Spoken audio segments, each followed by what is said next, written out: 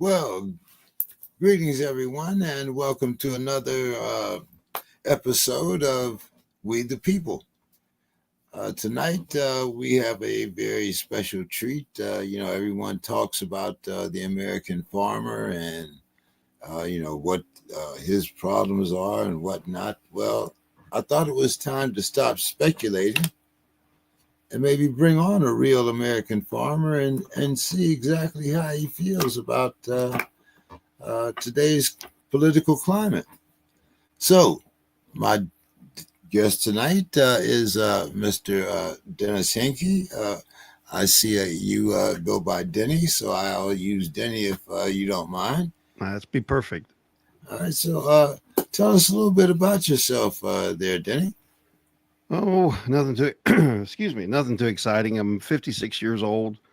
I live in north central Missouri in a town of about 1,600 people. We're about halfway between Kansas City and St. Louis, kind of no man's land there a little bit, about an hour north of Columbia where the Mizzou Tigers play.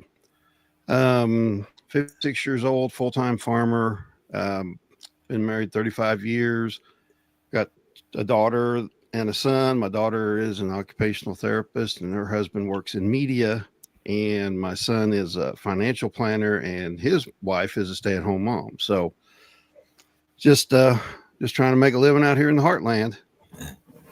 Well, now, as I said, everybody talks about the American farmer, and I thought I'd bring on one. But you also have another. Uh, you're a business owner. You own an auto parts store. Yes, about 6 years ago, we had the opportunity here in our town. My brother and I farmed together to buy the local Napa store, and so we decided that might be a way to kind of diversify our operation and kind of spread our risk a little bit more. And it's been a learning experience. It's a lot different than farming. It's got its own separate sets of challenges and stuff, but we just do our best and keep plugging along with it too. So, how do you maintain the balance between the two? It's tough. We've got a good crew that works in the store. We don't actively work in the store, but we of course do the books and the manager. We're in close contact with the manager on how the store operates and what the store does. And we've still primarily focused most of our time on the farm itself. But today with all the technology and stuff, it's a lot easier to juggle the two than say it would have been 10 years ago, but especially 20 years ago. So we're able to stay in pretty good contact, and sometimes it gets a little tricky when we get busy in spring and fall, but for the most part, we muddle through. I would imagine now it makes it much easier for you to get the parts that you need for the farm, and uh, probably a big hit with your neighbors, huh? Yep, it helps. I always laugh because people will call us after hours, and my brother and I will go in. One of us will go in and get the parts, and they'll apologize and say, "I'm so sorry, I'm bugging you on your evening." I said, "That's a whole lot better than hearing the cows are out." So I'd much rather go in and get parts than chase cows. So it's not a problem at all. So, what's the biggest misconception about farming or farmers that you've encountered? Probably when you see us on TV, and I'm sure that any your policeman or firefighter, I'm sure they all, when they see their occupation represented on TV, they roll their eyes. But like with us, we see the beat down pickup and the barn falling in and the farmer with the bib overalls and the hayseed in his mouth, and it's like it's not quite like that. It's a lot different than that. But and that's the thing is, the whole world is advanced, but the way the media or the television stuff looks at farmers, we're just like we were 70 years ago. Everybody else has moved ahead, but we're driving the same trucks. So it gets a little almost laughable at times, but It's just one of those things. I'm sure anybody that sees their occupation portrayed has the same problem. So Yeah, I see. You guys finally made the reality series, "The Farmer Takes a Wife" or something like that. I was looking at that. yeah, some of those. Yeah, yeah, that's exactly how it is. It's like, oh, okay, all right. Well, I guess that's a sign of success when you have your own reality TV show, right? I suppose. uh, let's talk a little bit about the evolution of farming and business. How have you seen the business side of farming change over the years? Are we Uh, getting smarter, or are we just making things more complicated?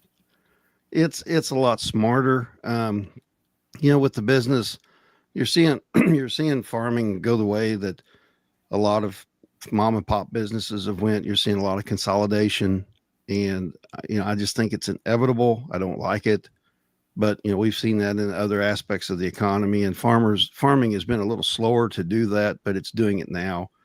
Some of the equipment has gotten so expensive that it's pushed out a lot of the smaller guys. You just can't compete with the output that needs to be spent, and so eventually those farms fall to the bigger guys. But and another thing, there's fewer. We're seeing consolidation in the seed. There's three main seed producers in the United States. You've got Pioneer, um, Bayer, and Syngenta.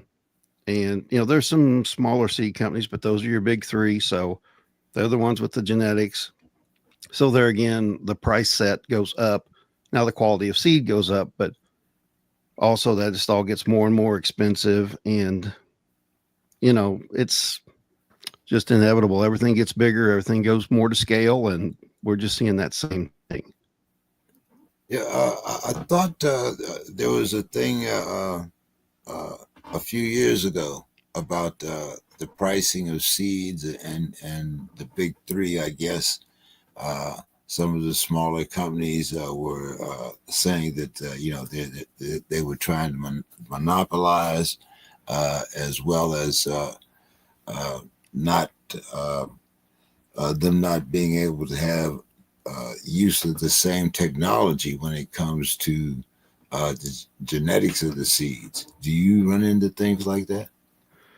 Most of the seed that we use now, wheat has not been genetically modified. And that's what I always laugh. If you see a bottle of vodka or something, it'll say made with non-GMO wheat. Well, there is no GMO wheat. Now the corn and the beans, a little different story. We probably saw that first in the corn. They came up with traits that would resist certain insects and certain damaging pests and stuff, which is good because that way we don't have to use the pesticide.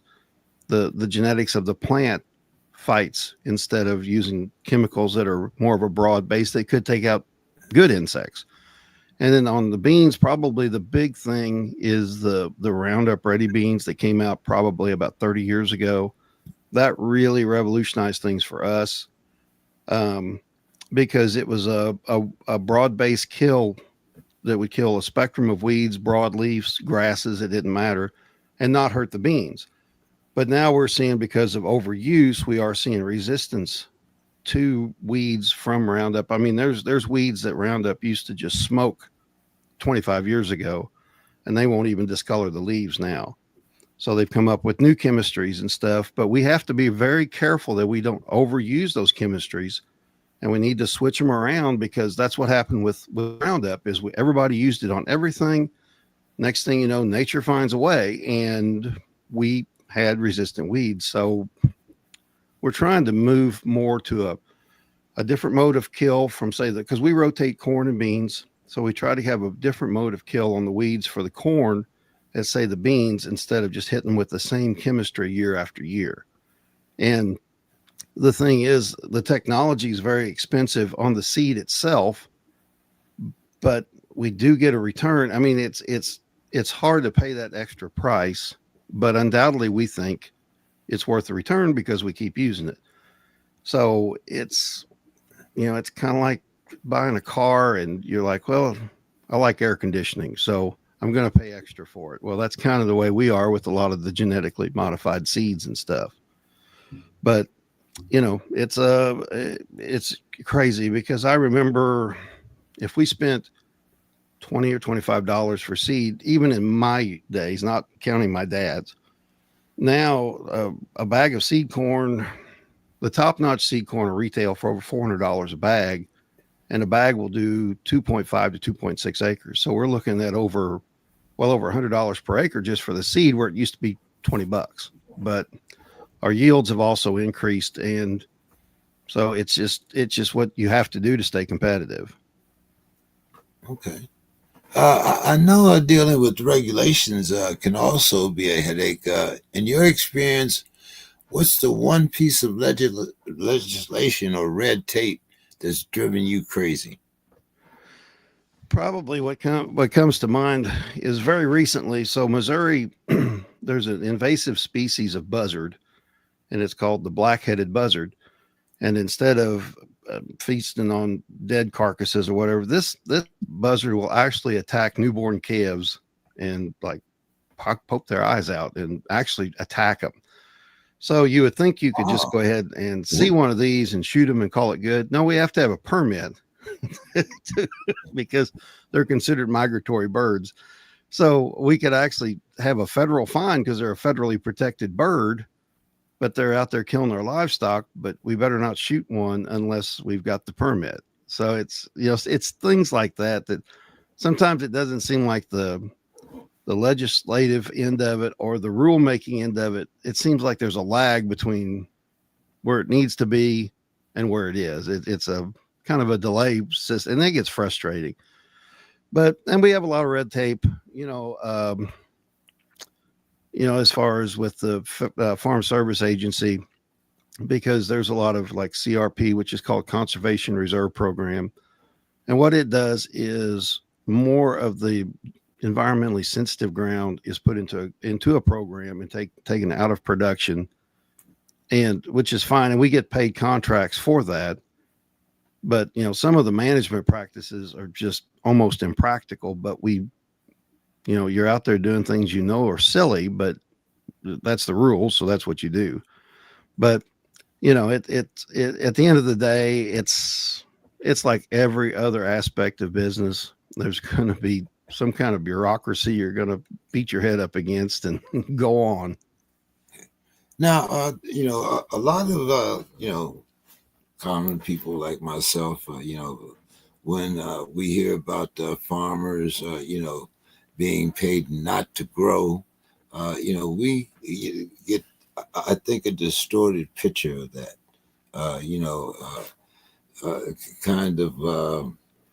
Well, can you kind of explain to us, why that is and how that keeps your farm going from generation to generation? Yeah, that is the what you're talking about is the CRP program, and I don't know the actual enrollment in that right now. It usually runs between 20 and 30 million acres, and it is more of your environmentally sensitive ground. And some of it, I'll be honest with you, should have never been put in production. It should have stayed in grass, but you know, cows are work, and so people would take ground out of pasture, and then it doesn't farm well, and they put it in CRP. But a lot of the ground is just it's either highly erodible or, like I say, genetically or just environmentally sensitive. And so what the CRP programs do is they actually pay us like a rent. And most of the programs are 10 years. There are some 15-year programs, but what they do is they pay us an annual rent, and then we plant certain like warm season grasses or naturally occurring prairie grasses that no longer exist in this area. And it also, we will put in like bee pollinators for, to try to bring the bee population up, and also like quail cover and wildlife cover to try to support wildlife. So it's kind of a twofer. It takes sensitive crop ground out. It promotes a little bit more environmental stability, and also is supposed to improve the wildlife and bee population and that type thing. I don't know. When it first came out, I didn't like it. I was just coming out of high school in 1986, and that's when the program first started. And for a lot of guys like me, the farmer that was getting ready to retire, and in the 80s, it was horrible. I mean, there was just money was just not there. So a lot of guys went ahead and just put their ground in CRP and quit farming. Well, then a lot of young guys like me coming along, excuse me, weren't able to rent any ground or expand because the ground went in CRP. But it is what it is. The program has proven successful in bringing back, like say prairie grasses and stuff that just natural selection had taken out. So I don't know. We've got some CRP, so I can't. I'm going to sound a little bit, hypocritical here, but it's one of them deals. We take advantage of it, but we also kept a lot of our ground in grass and kept cows on it like we should have to start with. But yeah, that's the main. When they say paid not to farm, that's usually what they're talking about, or at least around here. Okay. Well, like I said, just the common layman, we don't deal with that. So all we do is can you believe your lying ears? More or less. But do you find that farmers are now being forced to become businessmen first and farmers second? Yeah, in the past there were a lot of what I would call pit and dock farmers. You would dump your grain in the pit and you'd pull up to the dock and get your inputs. It's a lot different now. There's more, even though there's fewer providers in the ag industry, the competition between those remaining few is pretty tight. But as a farmer, you really have to watch. You can't farm with your heart. Like you just have to really watch your bottom line. I mean, there may be times, and nobody wants to see one weed in their field, but you have to go out there and say, okay, is it economically feasible for me to spray, or do I need to you do a cost analysis and make sure that I'm getting a return on my spray to get rid of these last few weeds or that type thing. And it's the same way with machinery. There's a lot of leasing options and financing options, and you know, uh, booking fuel at the right time, and things that farmers used to not think about as much ahead of time. You know, all used to, you bought your seed in the spring, you planted it. Now, if you don't have your seed booked early in the fall, you're not going to get the best numbers and stuff. And so, yeah, we have to think more what's economically viable for us than what in the past what they would have to do. Now, we talk about how much we export and then we keep for our own consumption. What is the next biggest challenge that we have to prepare for? Is it the foreign Uh, markets? the next big shock, I'm not sure. That's the thing that's become another thing with farming that has really changed. It has become extremely global. Where used to your ag markets were more isolated to the territory that where you're at. Well, we're truly a global business now, so we do have to worry about tariffs to China, or palm oil production, in Malaysia, or soybean production in Argentina. When Greece went through its financial troubles, that caused a big hiccup through the commodities. So it seems like this called black swan events that they used to talk about, they come around a lot more often just because we're a more interconnected world and we know what's happening instantly, half a world away. So, right now you're looking at production. Right now we've got we've overproduced, and we've got a glut not only in the United States but also in the South American crop. So it's just going to take a while to work through that. But it's just I don't know. It's just like the stock market and stuff. It is amazing one little event somewhere will cause a ripple throughout the entire complex. Wow. Like I said, there's so much that we don't know when it comes to farming. Like especially when you said, when you mentioned Greece, and some of those other countries, Argentina with the soybeans, for instance. I would imagine you'd be competing with the price of wheat in Brazil and other countries. So yes, it is amazing, like you said, how the ripple effect goes, and you never really Well, an thought of it. example, like in the United States, we have about 84 million acres is what's projected to be put in soybeans this year. Well, Brazil alone has 115 million acres. So Brazil actually has a higher acreage of beans than what we do in the United States. A lot of times we think, well, the American farmer, we're the biggest producer of everything. Well, when it comes to soybeans, South America has overtaken us just, and a lot of it's because of the rainforest reductions and that type thing. So, we like right now, what we are really watching this time of year is what the Brazil crop is doing because they're exactly flip flop from us. When we're in the winter, they're in the summer. So, like rainfall and stuff, we've been watching that very, very closely. Where they're dry, if they are they dry in Argentina. And another big thing is because of Brazilian weather, they can actually double crop a corn crop called the safrinha crop. Well, the safrinha crop can be 40 million acres. So some years they don't have it because of the weather. Some years they do, and it produces pretty well. So there's just so many variables that we watch year round to see how it affects the prices at our grain bins. Yeah. Amazing, amazing. Let's talk a little bit about farming and politics. Uh, it feels like like agriculture is getting pulled into political debates more than ever. Do you think that farmers have enough say in shaping policy, or are we just caught up in the crossfire? It's a little bit of both.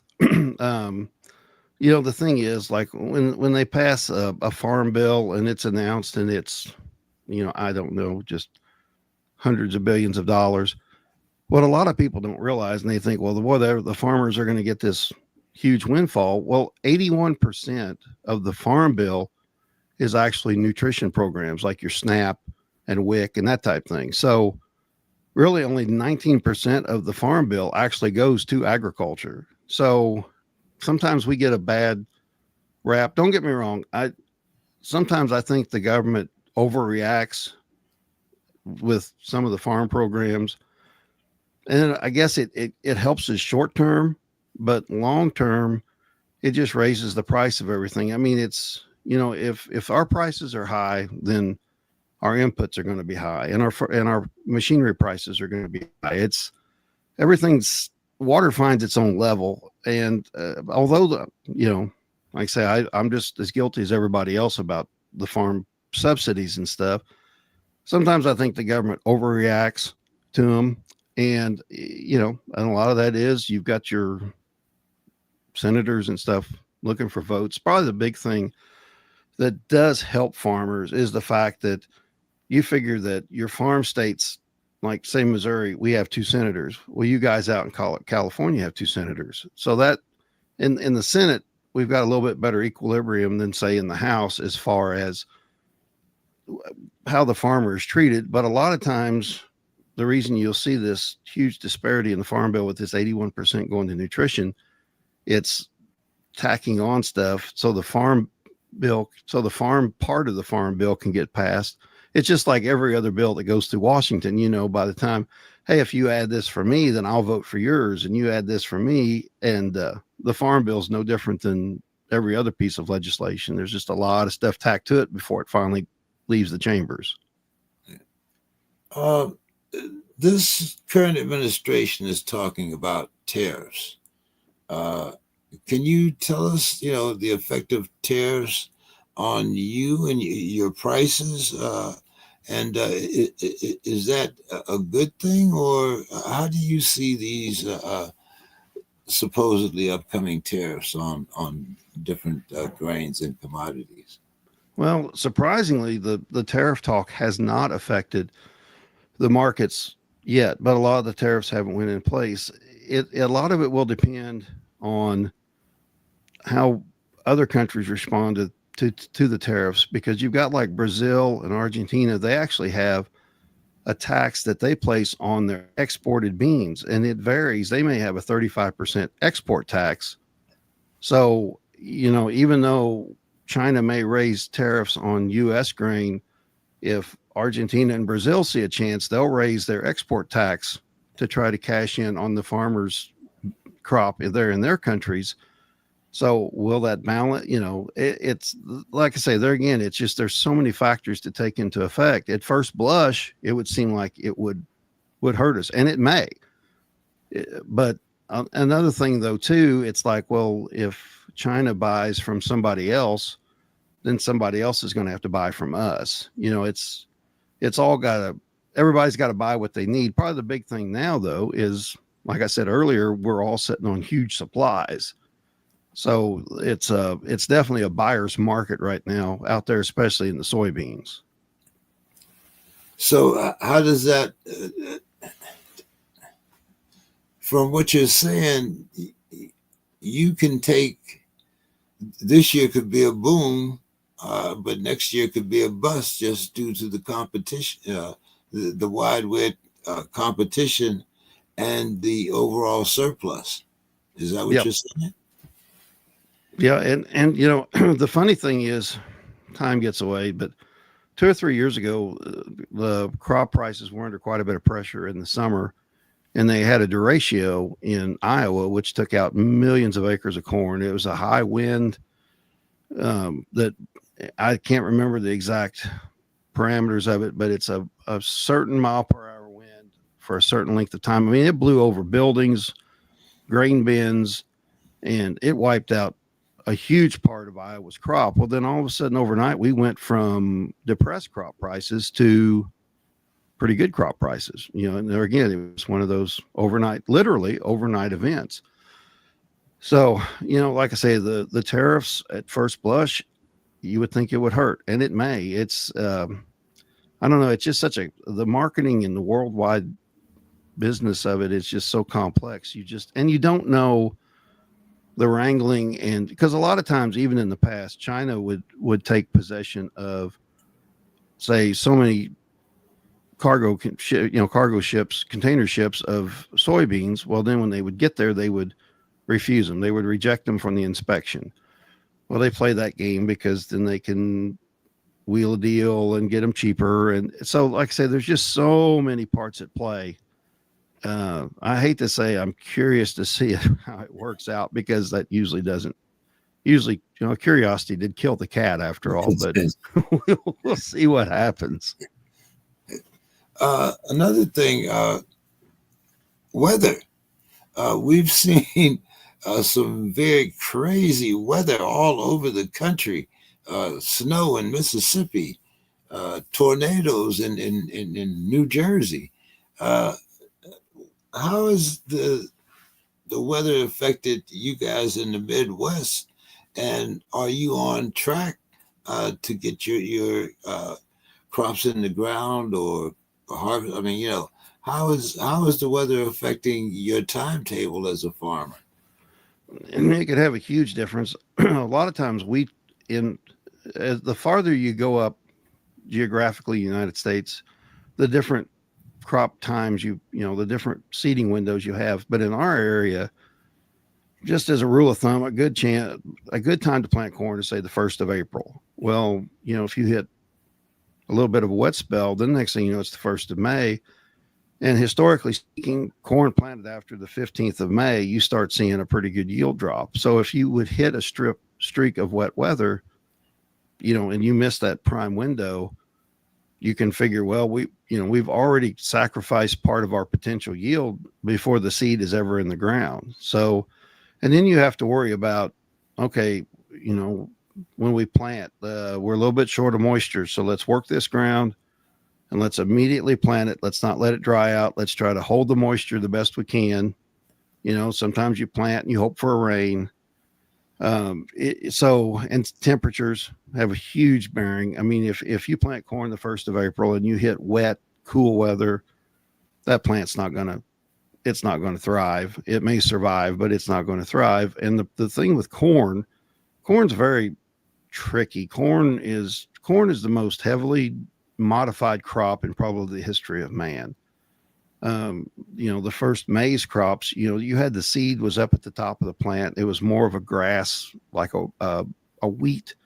Well, now the the ear is down on the side, and the plant has been completely changed by man. So, in order to get these extreme yields that we get, it's almost like a racehorse. That racehorse is very particular for it to work at its top potential.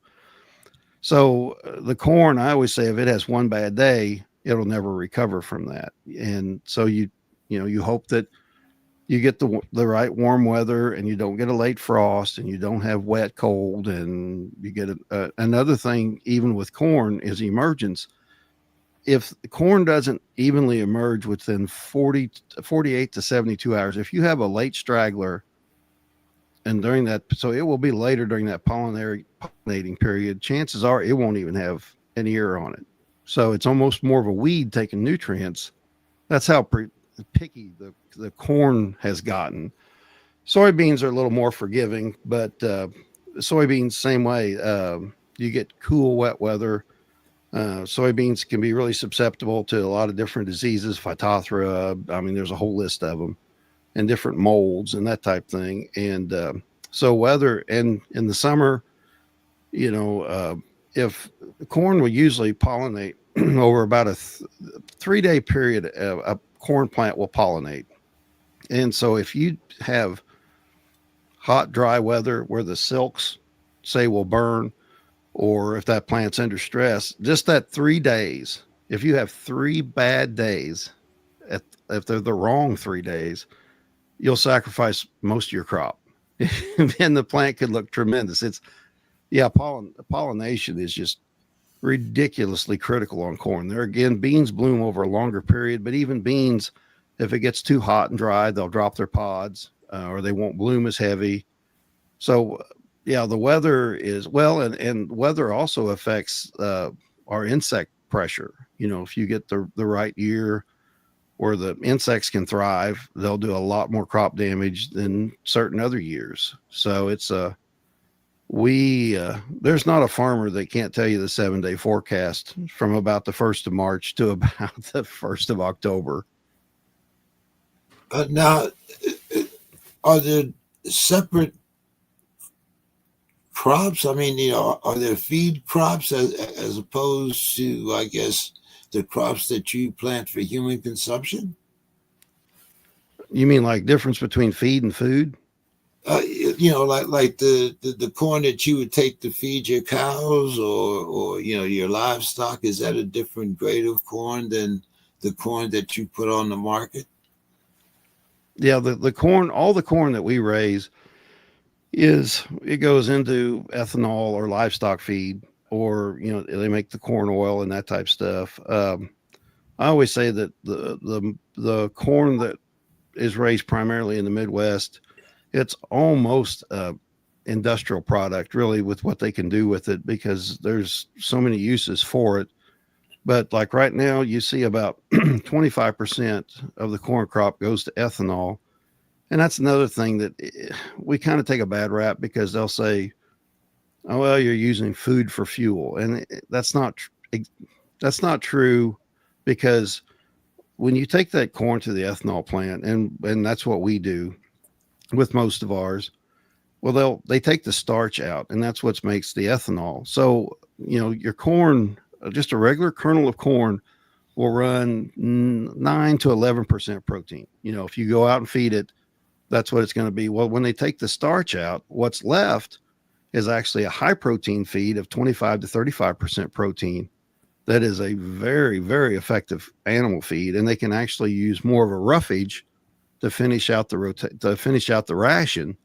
So really, in the long run, we're not really, we've figured out a way to utilize the starch of the corn for the ethanol and still have a usable, what's called a distiller's grain, and that is fed to the livestock. And so like I say, it's, we get a little bit of bad rap on that, and ethanol gets a little bit of bad rap because they'll say it's not environmentally effective in, the water usage and stuff, but almost 80 some percent of corn is dryland corn. There's no irrigation. So when they talk about the water usage of the corn, it's rainfall that's going to fall, whether that's corn or not. So yeah, I guess I'm putting in a plug on that, but I kind of because that ethanol has been a political, that has been one of the big political footballs that we have fought.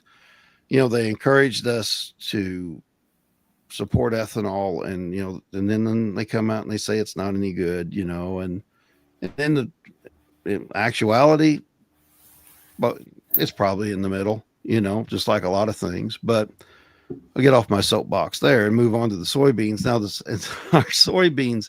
What we usually do is one year we have about a half and half on our farm. So about half of our row crop acres are soybeans in a year, and the other half is corn. And then the next year we switch those fields, we rotate those fields. So what we're in soybeans this year will be in corn next year, and vice versa. Now the soybeans have, they're really an amazing crop because first of all, they can press it for soybean oil. Well, once they press the soybean oil, it can be used in, I know, printer's ink, or they can make plastics. A lot of the foam in the seats of cars, that is made from soybeans, and so, but it is also used as a feed for livestock. But the soybean's an incredibly versatile plant. It really is. So probably, nothing that we raise goes directly to plate. It either goes through livestock, or, well, it just goes through livestock, or is used in, industrial purposes or that type thing. So let's talk a little bit about livestock farming. Now, uh, seemingly they go kind of hand in hand here. You're talking about taking your soybeans and your corn, and it eventually comes back to the livestock as food. Once again, your weather and rainfall. How does this affect, your crop, and how do you find that balance between keeping a viable livestock herd and making sure that your land is still viable for your different crops? That's a really good question. On our livestock, like our cattle, like I said earlier, a lot of our more questionable ground, we just left in grass. That's what it needed to be in. But there again, it's very rainfall sensitive. In the summertime, we have to worry about having enough rain so we have enough grass for the cows to eat. And also in the summer, then we put up our hay. And so it's very important we get enough rainfall to get enough hay crop, that when we bale that hay, we will have enough to support those animals throughout the winter. The rough thing about livestock is, where with row crop, you worry about that weather from planting to harvest. When you get into animal production, that weather worry is year round on the cattle, because like right now, a lot of us are calving. It's called spring calving. We try to miss the worst of the winter, but we have to really watch our cows. If they calve, we have to make sure the calves are warm and that they're taken care of, or we'll lose them. And so this time of year for the livestock producer can actually be more stressful than the summer can be for the row crop guy, because the row crop guy, you sit back and it's like, well, if it doesn't rain, there's nothing I can do. Well, if you've got cows calving, you've got to be out there, and if something goes wrong, you need to be there to take care of them and make sure. It's amazing what a baby calf. I don't understand that a cow with a body temperature of 100 can drop this calf wet in zero weather, and we try to put out hay and stuff for them to lay on. But they hit the ground, they get up, they suck the mom, get that first milk in them, and it's done. It's amazing how resilient those animals are. But there's always that one that doesn't suck right away, or maybe the cow has trouble calving and we have to get her in and assist the birth. And so the livestock guy, and in the summertime in the heat, we have to worry about our livestock too. So the livestock guy has that year round concern with weather, where the row crop guys gets a little break in the wintertime. But now, and in this area, we've still got a lot of hogs. Now, hogs have made a huge, the hog industry has really changed. When I graduated from high school in 1986, and my dad said, you're going to have to figure out a way. I can't afford to bring you on with the size operation. Anyway, so we had some old hog equipment. I bought some hogs. I started raising pigs, and you could do that on a small scale. Well, that small scale is completely gone today. Very few hogs really ever go outside anymore. They're in climate controlled, humidity controlled buildings pretty well their whole lives. So they've kind of got it made because all they do is enjoy the right temperature, the right humidity, and eat. So they do what I like to do. But so the hog industry has really changed. You don't have the hog producers that you had when I started farming, close to 40 years ago. Uh, 40 years ago, you, I don't think, that, when I look back, I'm and you're talking about cows and calving, I'm still caught up in, the cowboy type situation. But it would seem to me that more farms are getting mechanized. More farms are using different types of uh, equipment to do things. Now you see cowboys on ATVs and different types of different modes of transportation. Once again, you were talking about the cost of equipment. Can you kind of tell us, like how the rise in mechanization has either hindered or hurt your growth as a farmer? There's been some huge changes. In the past, if you had someone with a 6-row planter, that would cover about 15 feet. Our planter, and they make a lot bigger planters than what we have, but probably the standard size planter is one like we use, which is 16 rows, and it takes 40 feet. So just that scale alone is how much more we get done. And the tractors are more comfortable, so you don't have the driver fatigue that you had. We can work longer hours. We're in a climate controlled cab. Our tractors, like our planter tractor, has got auto steer, so you set the auto steer and it drives itself across the field, and then you turn on the end and it comes back. And we're used to, you had to really watch and keep your row straight and all that. Well, the tractor does that for you now. Another thing we do is variable rate seeding on our corn. I told you how corn is so fickle. Well, a lot of our farms, our soil types there may be 4 or 5 soil types in one field. So what we do is we know our field's good areas, so we will plant heavier and plant lighter populations in the poorer soil. And in that way we're putting the most seed where it can do the most good. So that helps. Another thing that helps, not just our bottom line, but also environmentally as well, is like our sprayer, it has shutoffs, so we don't double spray. With GPS, if we get to an area that's been sprayed, one section of that boom will shut off, and then another section. So you don't see the overuse of herbicides and pesticides like you used to see. And that's made a big difference. And it's not just good for our bottom line, but it's also just good. And fertilizer is the same way. The fertilizer now is all variable rate. There again, you do your soil tests and you put the fertilizer where it needs to go and don't put it where it doesn't need to go. And that there again, it's number one, it fits our bottom line, but number two, it is better environmentally as well. So yeah, the mechanization, it's made things a lot easier. It's taken a lot of the guesswork out. It's taken a lot of error or operator fatigue out because man, used to I'd be on 6-row planter on an open tractor the 1st of April, and I got 3 coats on, 2 pair of gloves, and freezing. And now I'm sitting in a cab with a good podcast going or something like that, and so it's made a big jump in my lifetime. Yeah. So, a lot of people say that technology is the enemy of real farming. What do you tell them?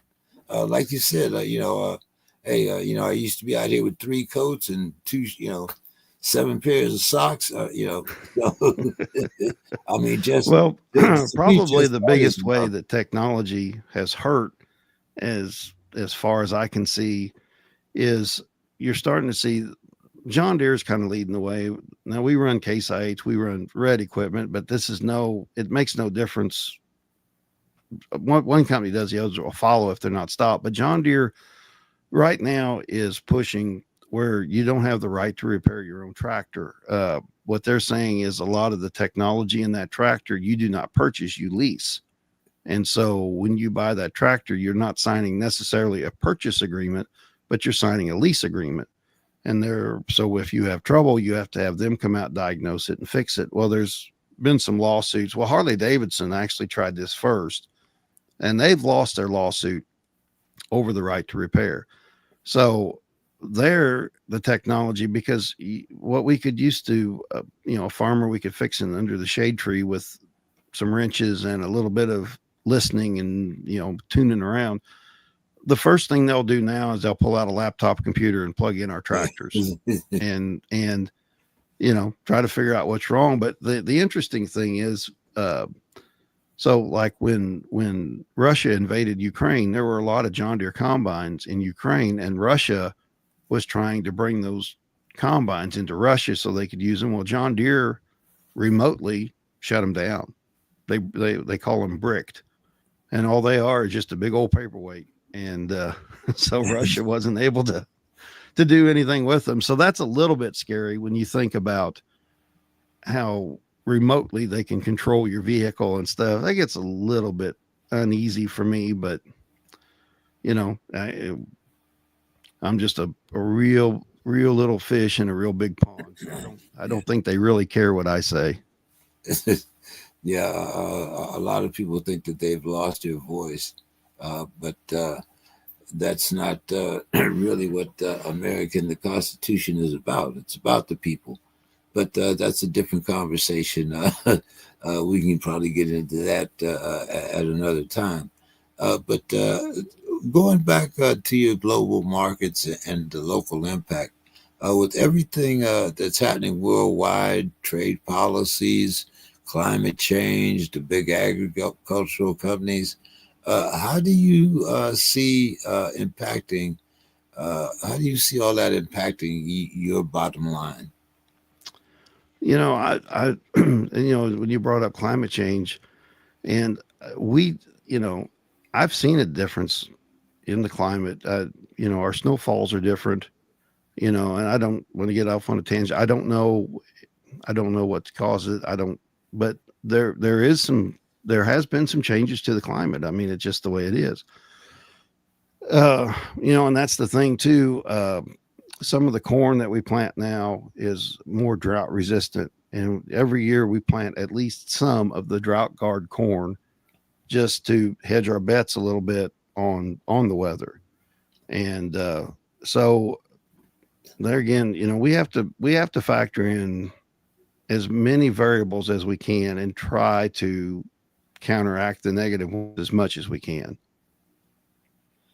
Now, how does that also affect your livestock market? Well, it seems like, knock on wood, our winters, we don't have the snowfall that we used to have. So in a way, it's kind of helped that as far as the cattle production and stuff. So I guess everything's a little bit of a trade-off. And maybe what we're seeing is a short-term climate cycle. I don't know, but now this year we had a little bit more snow, but yeah, we're seeing some changes. There's it seems like we can plant earlier than we used to, and just the frosts maybe aren't quite as late, that type thing. Okay. Um, so, some lessons and advice. If you could go back and give your younger self one piece of advice about the business of farming, what would it be?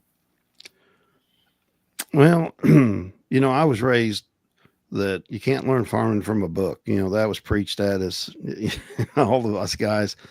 I wish I could go back and tell my younger self, you can't learn farming from a book, but you can learn a lot of stuff about farming from a book and be a little more open minded and learn how things work a little better. And also, I think I would tell myself I would do a lot of things different economically. I would have been a lot more aggressive in buying land, because right now land is what land prices are around here are so far above what they will ever return. It's ridiculous. We've got a lot of outside investors, and we've done it. We've bought ground that will pay for itself.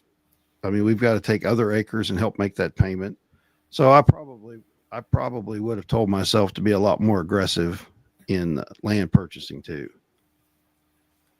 Uh, you spoke of a lot of outside investors and things like that. One of the things that we were talking about is other countries coming in and investing in farmland. We were talking about China, but China only has like less than 0.5% of the farmland. But we do see other countries now starting to make a bid. Have you come into contact with any of those type of investors? We haven't seen those here. Now in the northern part of the state, there was a really big hog operation that hit financial trouble, and there are 3 or 4 counties right on the Iowa border that they have thousands, and China does have thousands and thousands of acres up there. But if you look at a map of Missouri, it's primarily those counties and a couple others. And as far as other countries, if they are, it's either being done very quietly or there's just not much activity from them. We don't see it, at least around here. So I can't vouch for, other states or anything. I'd say probably, you guys in California looking at something completely different than we do here in Heartland, that type thing. But yeah, that was probably the big move China made in Missouri with those 3 northern counties where they moved in and purchased thousands and thousands of acres. Now, out here, and a lot of other places, especially places that have been devastated by fire, and in Hawaii also, we see land speculation, but this type of land speculation is all about building and putting different things up, perhaps hotels rather than uh, going back to the grassroots. So, what does land speculation in a farmland? How do we, how does this investment? I want to say pay for itself. I mean, if you build a hotel up and people come, then you can understand how that works. How does speculation in farmland work if you don't have farmers there to take care of that land? That's a good question. And the thing is, what we're seeing, excuse me, when I talk about the outside investors, they've backed off a little bit. But like when, say, interest rates were really, really low and the stock market was a little bit more stagnant, what we would see is a lot of these guys would come in, and if they could get a 3% return, so in other words, they would buy this ground and there are farmers who are willing to cash rent. We cash rent some ground. And so they would say, okay, if we give, pardon me, if What we does that? give, Does that mean exactly what when you say cash rent? I mean, is that like kind of like the note that I paid the bank? no, like what, say if James, if you came here to Missouri and you bought 200 acres, you could have a guy like me come and pay you, say, $200 an acre. And I would basically rent your ground and I would put the crop in and I would take the crop, and then you would have your 200 acres or $200 an acre. So if you had 200 acres, there's $40,000 you take home for each year for owning that ground. So what we were seeing is a lot of land that was priced on a 3% return. So if they could get, enough cash rent that they could get a 3% return, they were going ahead and purchasing the land. And, because that was a better return than they could get somewhere else. And they were taking a chance that land prices would also increase. Usually year over year, long-term land prices will increase historically about 7%. And there's ups and downs on that to get that long-term upward slide. But now that we're seeing, CD rates are getting closer to 5%. We're seeing, better returns in some areas of the stock. We're not seeing as many.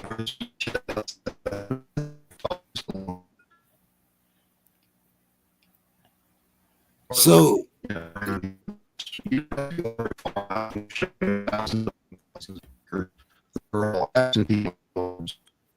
just buy it and cash rent it out. And there's a big competition among farmers to cash rent this ground.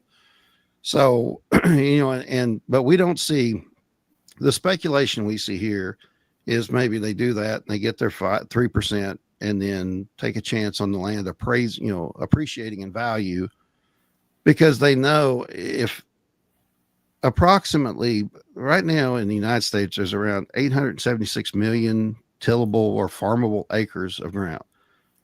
Every day, a little over 5,000 acres are lost to urban sprawl or highways. So even though we don't see the develop out here, there's no housing developments in Salisbury, Missouri, like you see there and stuff, but yet the farmland is shrinking. I mean, there's most of the ground that can be tilled in the United States is tilled. So it probably long-term ag land, if you're looking at a long-term game, is probably still a good investment, even if the return at the current time is not very good. Okay.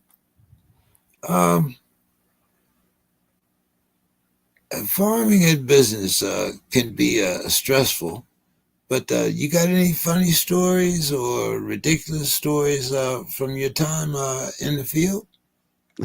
there's there's always some good stories. One, I always get tickled. My son, when he was like in 5th grade, and there's an old saying that, forgive me for what I say for when I work cattle, because I'm not sure. I can't say that I invented any new cuss words, but I've used some very interesting combinations of the old ones, because when you're trying to chase down a cow and she's making you look really bad, you tend to get colorful with your language. Well, my son was probably in 5th grade, and we were trying to get this heifer in. A heifer is a cow that's having her first baby, and a lot of times they will have more trouble. That you really have to watch those close. So we were trying to get her in the chute, and my son is circling and circling, and he was always saying, "Dad, don't cuss. Dad, don't cuss." Well, after about the 5th time of him trying to get her in, he goes, "Get in there, you bitch." I said, "There you go, son. I knew you had it in you." It's kind of like the pull rope on a lawnmower. Sooner or later, you're going to say something. There you go. There you go. Another thing, that used to kind of be the norm. Farmers pass down, from generation to generation. Have we seen a decline in that? The kids wanted to leave rather than take over the farm. You see that a lot, and a lot of a lot of the reason is that with the consolidation of farming and the increase of the size of equipment and the efficiency of the equipment, the number of people needed to farm just aren't there. And farming is. I didn't discourage my son not to farm, and he grew up on the farm. He was out there with me the summers after school. I mean, he knows how to do it. But I told him, I said, go to college or do something and have other options, because it was just assumed, my generation was just assumed that you're going to farm. It wasn't forced upon you. It was just, that's what your dad did. That's what your grandpa did. So Right. that's what you do. And that's changed. I don't know currently what the average age of the American farmer is, but it's my age or more. It's close to 60. And that's the average age, because you don't see most, and it's sad because it's you just don't have the opportunities for them. It's just such a capital heavy venture anymore. The amount of money it takes is just, if you're not already established, or if you don't have a big enough base, you just can't pull yourself up by your bootstraps in farming anymore is tougher than it has ever been by far.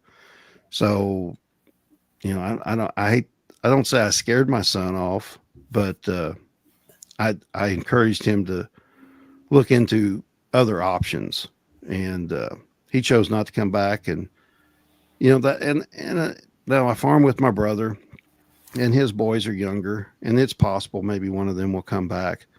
And it's a little sad because the Henke family first moved into this area. My great grandpa moved here in 1887, and we've got the good fortune of actually still farming the farm that he lived on in 1887.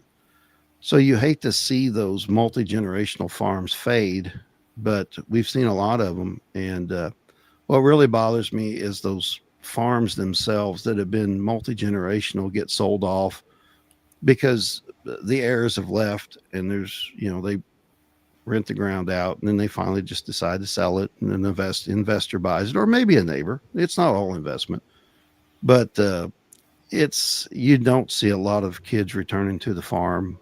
I mean, near like you did. Even I think I had like 60 some kids in my class in high school. A lot of us came from farming backgrounds, and I think there's only two or three of us that farm even then. And I can't imagine it's that even that good now. Now, what is this? The average size of a farm, that can support a family, or bring that type of generational tradition, and wealth. Well, like our farm, we farm between 1,300 to 1,400 acres of row crop. We own most of that ground.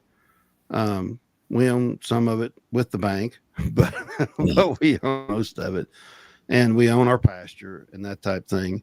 So, and for my brother and I, it works out fine. I mean, we don't, I'm not saying that we farm everything with showroom new equipment, but we have good modern equipment, and that type thing. Nationwide, the average farm is 466 acres. So you figure with our pasture ground and all, our operations around 2,000 acres. Oh, you're a big boy, huh? Will our operation be viable in the next generation? I don't know. It's iffy, because you used to see 500-acre operations be viable to feed families, and now, like I say, now we're not sure if the 1,500-acre farm in the future will be enough to feed a couple of families. It's the margins have just gotten tighter, and it's it's the same way that the mom and pop stores, it's what they went through too. We're just seeing it a little bit later. Uh, I'm guessing that you're thinking that when you get my age, I'm about 20 years older than you, but about my age, we'll see a definite decline in the family farm. I think so. I think so. We're starting to see more farms of that 20 and 30,000 acres.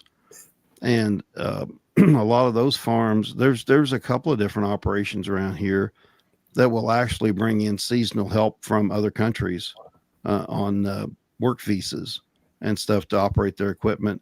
And then they go back at the end of season. And as of now, those are the exception, but they are becoming more and more prevalent as time goes on.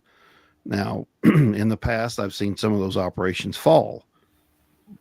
Will they continue? I don't know, because it seems like some of those now have become pretty established, and so I don't know.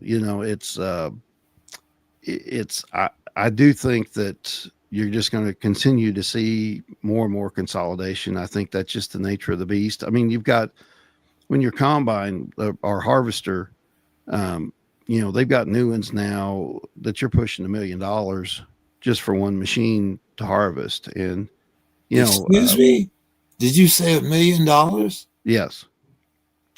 Yep. Some of the bigger machines, the machine we use is a few years old and it's still, I don't know, probably 300,000, but yeah, the newer machines, even the heads on the front that would because you have to switch different heads for beans and corn. You use different head.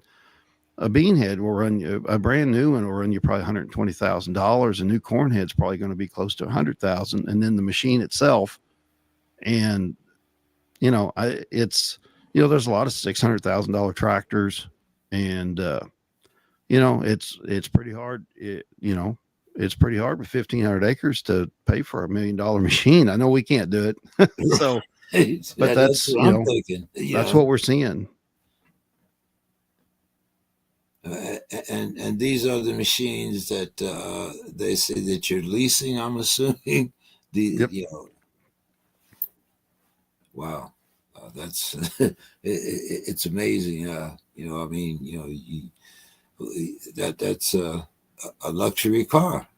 Mm-hmm. As a matter of Yep. fact, And they're very they're a complex machine. I mean, they're a technological wonder, but yeah, it's crazy. I mean, the corn planter that we use, we bought it 2 years ago, and it's there's some that are tricked out a lot more, but you're looking at close to $250,000 just for a planter to, and they make a lot bigger planters than we have. And, the one we're talking about is $250,000. So, you can go up from there, you spend $700,000 on a planter. So like I say, it takes a lot of acres to pay for equipment like that. Yes, sir. And once again, if it's $1 million now, in 20 years, it'll be 1.5 million. That's exactly right. If not more. So, yeah, I can definitely see the plight of the farmer and why some families are getting out of the business. Before we wrap it up, is there anything people that don't talk about enough when it comes to farming and business that you think that we possibly should? Well, it goes. I appreciate, a lot of farmers get a lot of appreciation for what we do. We really do. I get a little embarrassed when they do the thank a farmer, because I like to go to the bathroom in the house, so I thank a plumber, and I like electric lights, so I thank an electrician. And if guys like you didn't do what you did in service of our country, none of us would be here. And I do thank you for that. I don't want it to slip by without thanking you very much for your service to this country. I appreciate that. We didn't come back to that, but I appreciate that. But I admire you guys so much. It's something I regret not doing. As I get older, I see where I should have shown more responsibility to my country, but it's too late now. But I definitely appreciate you guys that did what you did, and especially where you went. It wasn't like you were given ticker tape parades when you got back. So thank you very much. But no, so I get a little embarrassed with the thank a farmer, but then on the other side, they'll say, well, the farmers are creating the dead hypoxia area in the Gulf of Mexico. So our farmers are over using fertilizers too much. And I'm not saying that doesn't happen, but also you have to look at it from an economic standpoint. We can't afford to let fertilizer wash down into the Gulf because we can't afford to waste it. We don't make any money if we put on fertilizer that washes away. So, so that kind of bothers me because sometimes I think we take a bad rap because I remember I was visiting a friend of mine in Kansas City and I'm out drinking a cup of coffee on Saturday morning on his deck. And I look over and the neighbor's fertilizing his yard and it looks like a blizzard coming out of the back of that fertilizer spreader. And I'm like, my Lord, he's putting on enough fertilizer that, we don't put on a tenth of that. Well, what happens when it rains? It goes down the storm drain, it goes in the Missouri River and heads right to the Gulf. So I'm not saying we don't contribute to it, but it's like we don't go out there and just souse our ground with pesticides and fertilizer. We can't afford, first of all, we can't afford to. Second of all, it's not responsible to do, but we go broke if we would do it. So like on one hand, I get embarrassed when they say thank a farmer, and then on the other hand, I'm like, well, no, wait a minute, we didn't do that. We don't do that like you think we do. Well, let's get to a little humorous stuff here before I let you go, because I think you told me that you were a musician. So Yep. tell us a little bit about that and give a plug for the band, man. Come on, what's up? Well, I can do that. Yeah, I'd played out in bands for years and years, and then I said I retired. Well, then some buddies of mine here a few months ago, they said, hey, let's get together and let's do this band thing again. That's, you know what, kids are grown, and I think that'd be great. So we formed this band. It's all a bunch of us old codgers, and we call ourselves High Mileage because we've all got some mileage on us. But so we play a lot of 80s rock and 90s rock and classic. I used to play a lot of blues bands years ago, and but now, like I say, we're playing a little more 80s and 90s rock, and we're starting to play the kind of the central Missouri circuit, so to speak. But yeah, I'm a bass player. I always said that this is a true story. I was in a band in Columbia, like I said earlier. We're about an hour from there, and we had 3 guitar players, and the bass player was horrible. And so they fired him, and they said, well, we got a gig Saturday night. What are we going to do? And I was the worst guitar player of the 3. So I said, well, I can give it a whirl. So on a Wednesday night, we had practice, and on Saturday night, I played. So I don't know. And I'm not that great a musician. I'm just saying that the bass player, the worst guitar player made the bass player. That's all I'm going to say. Well, 4 strings, right? Yep. Yep. So yeah, 6 is just too many for me. So when do you guys play? Mostly on the weekends. We've got several places we play, like in Columbia and some of the surrounding towns, and then toward northern Missouri's Kirksville. That's the home of Truman University. We've got some gigs up there, and we probably play within I don't know, 2-mile radius of where I live. So it's kind of fun to get back out there again. And the weird thing is, though, I tell you what, that getting home at 3:00 in the morning, and that was okay when I was younger, but I thought they got rid of 3 a.m., but no, it's still there. I just hadn't seen it for a long time. Yes, sir. Yeah, yes, it is.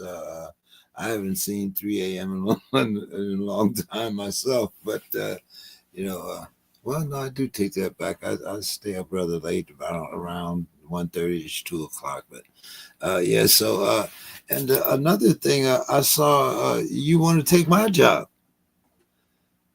I want to take your job. You said you wanted to be a podcaster.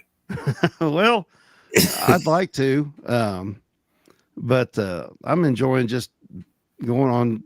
Oh, I've been on a couple other programs and stuff, and I just enjoy. So far, I've enjoyed just being the guest and meeting interesting people and chatting, and I've really enjoyed it. I get to meet people that I would have never met before, Yeah. even Well. if you are a Steelers fan. Yes, I did move out here to San Diego from Pittsburgh. So I've been a Steeler fan. Uh, let's see, 76 take away 12. So, but no, even when I played Pop Warner football, it just happened that my colors have always been black and gold, and I guess I kind of uh, adopted it. All my family actually are in Ohio, and most of them are Cleveland Browns fans. So, you know, but it just so happens that we're in a town that's 68 miles from Pittsburgh and 69 miles from Cleveland. So, you So know. you could kind of, you're kind of the way we are with Cardinals and Royals. We're right in the middle. So we can either be St. Louis Cardinals fans or Kansas City Royals fans. And we lean toward the Cardinals as far as on the baseball side. Yeah, Yeah, so yeah, I know what you're saying there. yeah, I would imagine that most of you were disappointed that the Chiefs didn't three-peat. You could say that. You could say that. We didn't cuss quite as bad as we do when we work in cattle, but Okay. All right. Okay. there All there were some words, yeah. right. Hey, well, at least you know you're the cream of the crop, and you'll be back there again next year. Any final words for our audience tonight before I let you go there, Denny?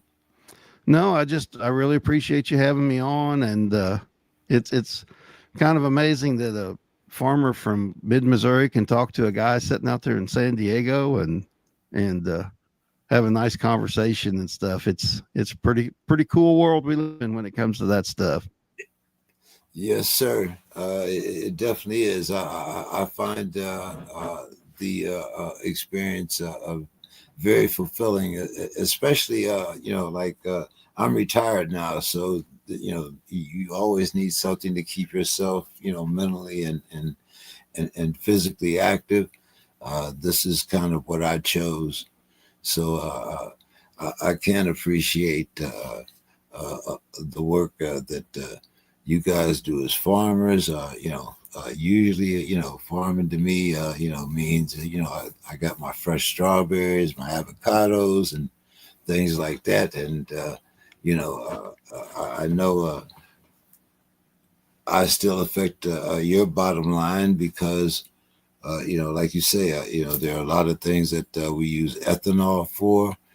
And, I enjoy a good steak every now and then, so, I definitely understand that. Now, is your livestock a cash crop for you also? What's that? Is your livestock a cash crop for you also? Yes.